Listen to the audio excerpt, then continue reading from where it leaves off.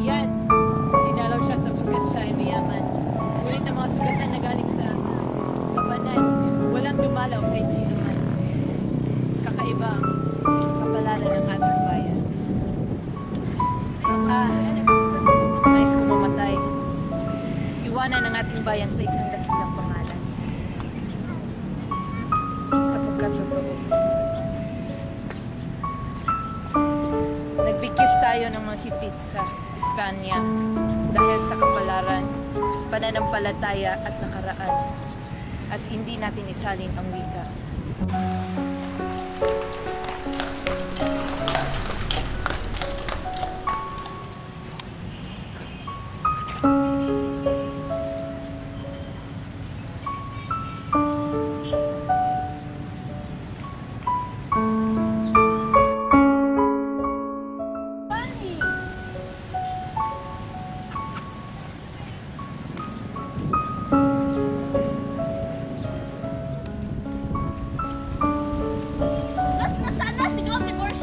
Hindi ko alam.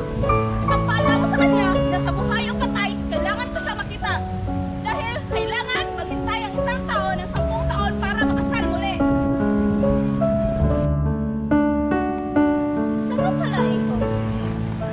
Ano ang pagkakilala mo kay Juanito Pilaes? Si Juanito Pilaes. Oo. Yung kaklase ko. Yung matangkad, maputi, masigasig, mayaman.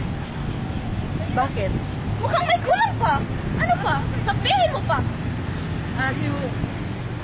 Base sa magaling siya sa akademya. Marami pa. May kulang talaga. Teka nga lang.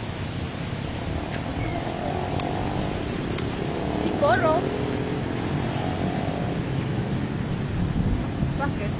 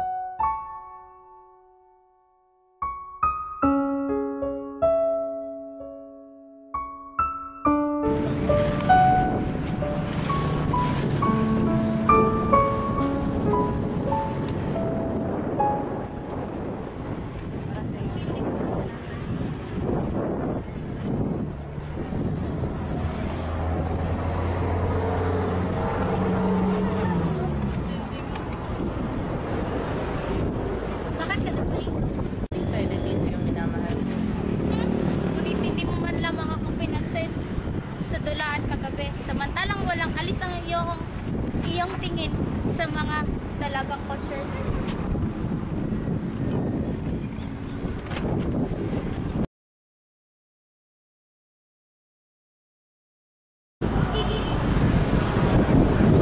Ngunit nakilala kita at minahal kita.